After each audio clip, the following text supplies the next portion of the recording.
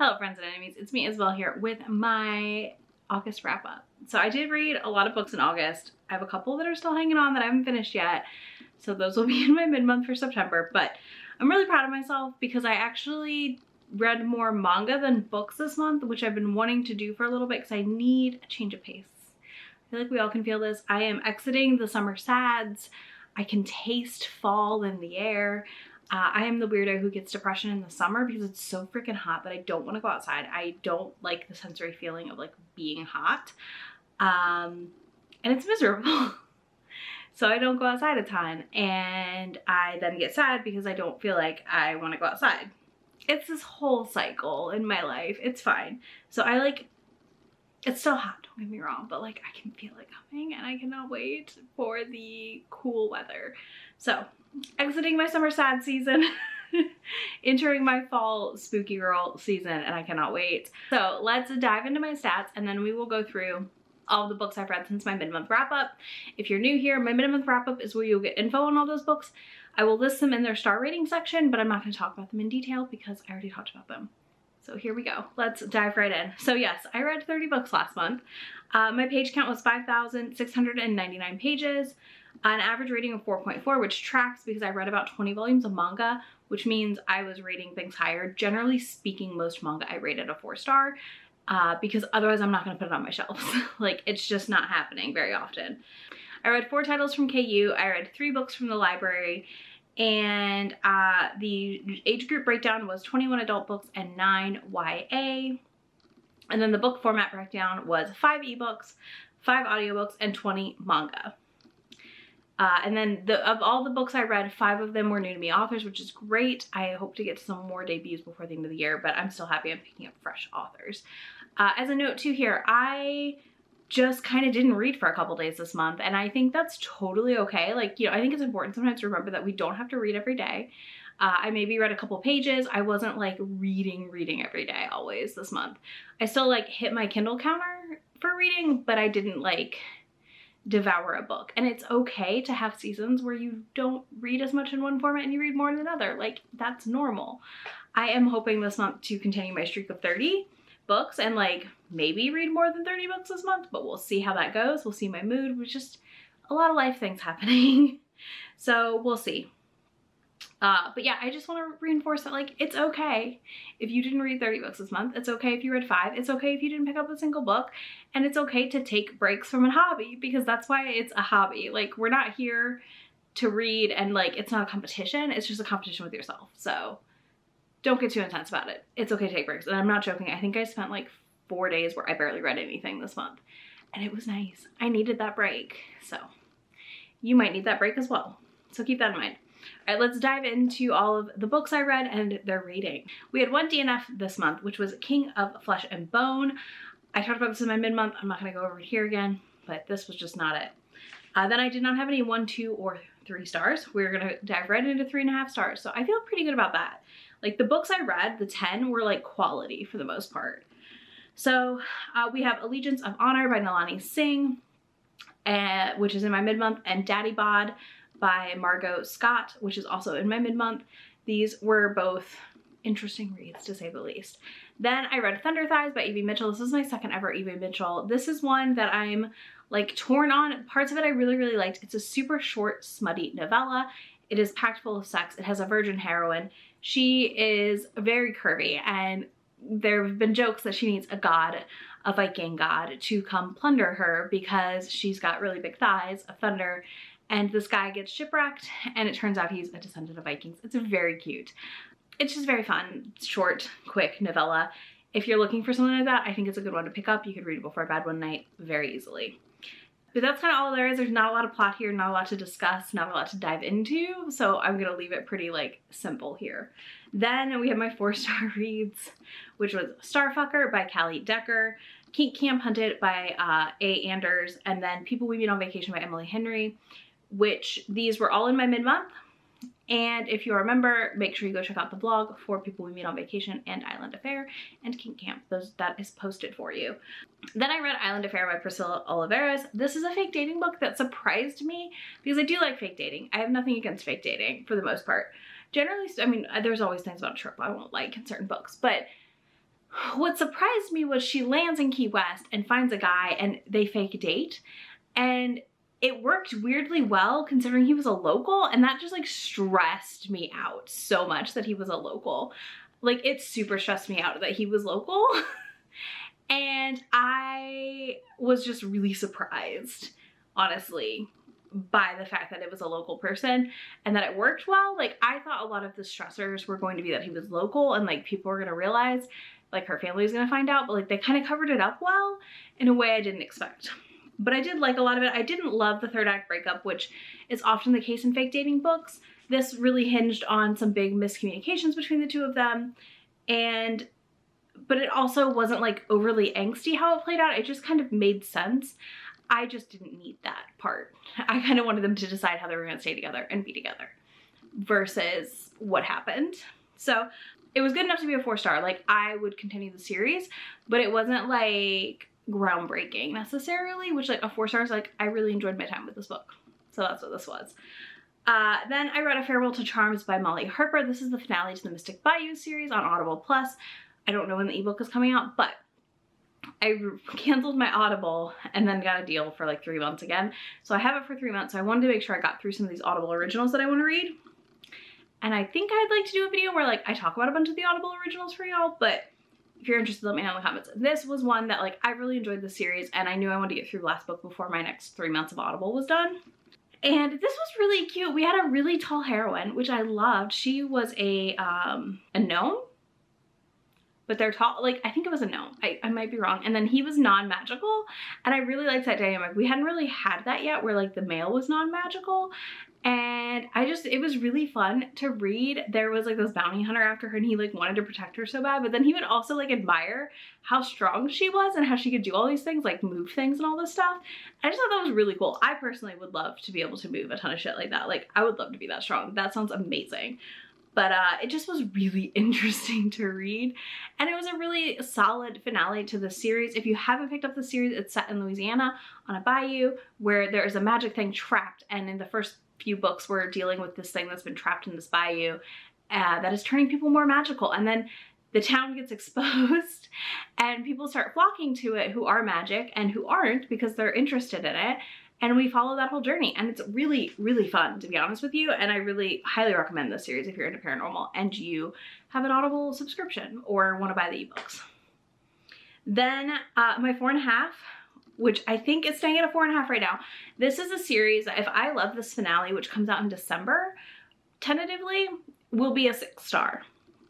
But I cannot 6-star this first book until I know that duet finale is good. And I'm very stressed about it not being good. But I don't think that'll be the case. This is The Crescent Spell by Zoe Abrams. This is a Howl's Moving Castle feeling book. You get a character named Briar who ends up tethered to these 3 men. It is a wide shoes romance. And she ends up having magic powers that she didn't know about. And they help her discover them, kind of. Some stuff goes down. There's intrigue with like the court of the magic peoples, the magicians, the magic peoples, the magicians, the wizards. We get some great references to Howl's Moving Castle that are like subtle if you know, but if you don't know, like you're not gonna know that this was a reference or care that you didn't get the reference. And I am just really thrilled about it. It just gave me everything I wanted. I was really impressed with this whole thing on from a book talk rec that I got. Like I saw it on book talk and I was like, ooh, and I picked it up and I was like, holy crap, this is really good. So I was really happy to enjoy it as much as I did. And I think, like I said, if the finale is really good, like this next book, I think it'll be a 6-star series. I'm just like, some of it hinges for me on how good the continuation of the story is, because we ended on this moment at the end of the book that has me dying for book 2. Like I want to read that book as soon as possible. I'm like looking out for arcs, okay? Like we're hopeful here that maybe we can get an arc of this one. We might not, but I'm really, really hoping I can. Then the last book I read was Heartbreaker by Sarah McLean. I did give this 6 stars. This is an all-time favorite. I think this one is even better than Bombshell. I enjoyed Bombshell, but I already really, really like Sarah's writing. And I'm pretty biased towards her writing, so keep that in mind. But I do think Heartbreaker is a perfect jumping on point for the Hell's Bells series because it's a road trip. It is, why do I have feelings? Like, what are feelings? Why do I have feelings? Type of book. And it really, really dives in on just like them constantly being together. Like they're not together, but anytime we are in the book, they are together. And that was really great. There's also a great caretaking scene. And there's like this thread of the nose that's never been broken, which was like perfect. It was like Chekhov's nose. And you know, it for me like hit all the things I love about Sarah's writing. And I think this one just was a really strong book. So I really liked Heartbreaker. If you are curious about it and you didn't love Bombshell, I think you might like this one more. I really think the road trip across England to Gretna Green is a really good premise. And I think the fact that they were constantly together, this forced proximity, and our Duke of Claiborne is like struggling with the fact that he has feelings and like, what is this? Why do I like this woman? Is spectacular. So if you're curious, definitely pick up Heartbreaker. But again, I know it's not for everyone. Next, let's talk about the manga and comics because we got a lot. We got a lot to talk about. So everything I read in the first half of the month was Love and Heart volumes 2, 3, and 4, Cheeky Brat 2 and 3, Skip and Loafer 2, 3, 4, and 5, Something's Wrong with Us volume 9, Catch These Hands volume 2, Those Not So Sweet Boys volume 7, Bite Maker volume 5. Then we'll dive into everything else I've read since. Again, this is like, I didn't read as much in the last half of the month, but I still have read a lot this month. I did read a new super smutty manga, which is a great option, I feel like, if you liked Fire in His Fingertips, and that is I'll Never Be Your Crown Princess volume 1. I have read all 3 of the new steamship books now. So if y'all want me to do a video where like I talk about all 3 and which one I think you should pick up depending on your interest, I can do that. Let me know in the comments if you're interested. It's one of those things where I don't know if anybody cares, to be honest with you. This one is a time travel romance. So she is reincarnated as Prime Minister's daughter, and she does not want to have to marry the crown prince, who she's going to be betrothed to. So she goes to a party to lose her virginity so she doesn't have to marry the crown prince. Well, the guy she hooks up with maybe isn't who she thought he was, and he has such a good time with her that first night that he goes to find her the next day and wants to marry her, and lo and behold, they're going to get married. And it is everything she didn't want, but maybe it's gonna work out well. There is some like non-consent issues in this, I feel like, because he does something, I don't want to say what, to her their first night to claim her without consent. So there's that.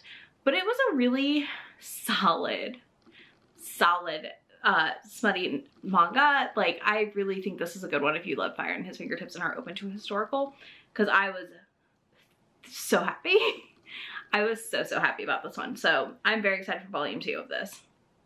Then I read volumes 4, 5, and 6 of Abe Kuhn's Got Me Now. This is one that I've been slowly reading as I picked up all the digitals recently.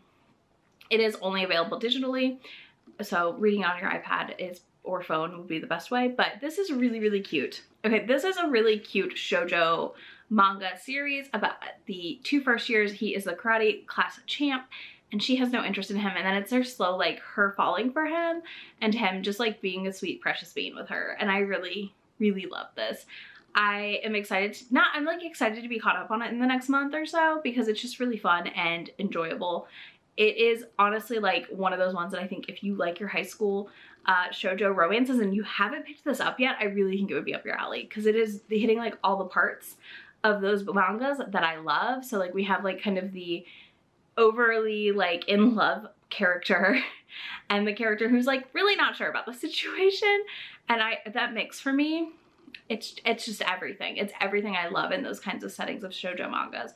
So yeah, it's been really fun so far. Then I read Outbride Beauty and the Beast volume 1. This is another one of the Ghost Ship mangas. So this is Seven Seas, the Seven Seas, like, steamy book imprint. This one surprised me. I was warned heavily before going to this book, so I'm going to give you the same warnings. This one has a lot of non-consent. She is 17 in the book, but has been, like, frozen in time for 2,000 some years. So she ends up dying, kind of, and frozen in time in a capacity, and then fast forward thousands of years, is awoken by these celestials who are part god, and she has to mate with them and, like, get their saliva or sperm to stay alive in the world, and we follow some of that. But she has to, like, reckon with, like, which one she's gonna be with, or is she gonna be with them all, that kind of thing. It is heavy on, like, it's kind of, it teeters on the consent issues that we often see in mangas. So know that going in. I personally really liked the concept for this. I do wish she was a little bit older, but I'm really enjoying the concept. I'm hoping we're gonna get time for her to grow another year older, and then I will be a little more comfortable with it. But for me, this one was just really interesting because of the fact that we get such a different POV, or because we're getting such an interesting fantasy world situation, future world happening. The celestial beings are really cute. I really like how they look. They're really fun designs. They're all very different in personality, and I'm just really curious to see where it's going. I did pre-order volume 2. I will be picking it up pretty quickly after I get it, but so far, I'll Never Be Your Crown Princess is my favorite. This is the one that I recommend hesitantly. Like, if it sounds like you would like it, you could try it, but no going in. There's definitely consent issues in this book.